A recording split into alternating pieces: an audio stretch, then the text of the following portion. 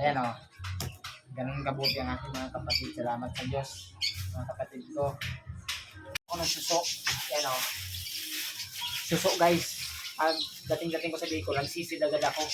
Pinakuha akong suso. Oh. Hello guys. Ito nga pala guys ang dito ka. Ang bigay sa akin ng aking kapatid. Pag uwi ko sa Bicol, diyan lang uwi ko sa Bicol. Ngayon, wala naman akong dalang pasalubong doon sa mga kapatid ko. Pero pag uwi ko, inihanda ako ng aking kapatid ng dadalhin dito sa Bulacan. So guys, tapos ang bigay sa akin ng aking kapatid. Bigay lang ito ng kapatid ko guys.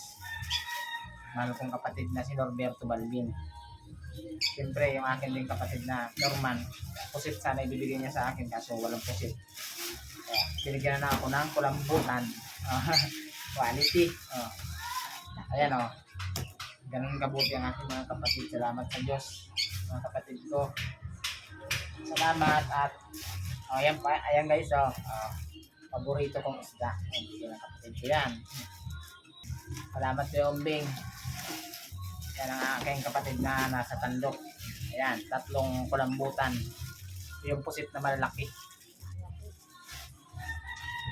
Hati-hati kami dito magkakapatid dito sa Bulacan. Ayan, pinakamalaki. Ayan, salamat mga kapatid ko ha.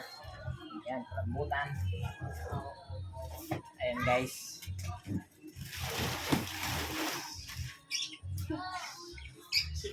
Ito naman, lapu-lapu.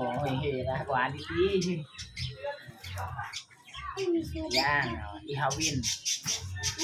Ihawin ko yan. Bibigyan ko si Utol. Kahit pang sigang lang. Bibigyan ko si Utol po. Kasi ito guys, kumatinik. Ay, tatlong lang pala.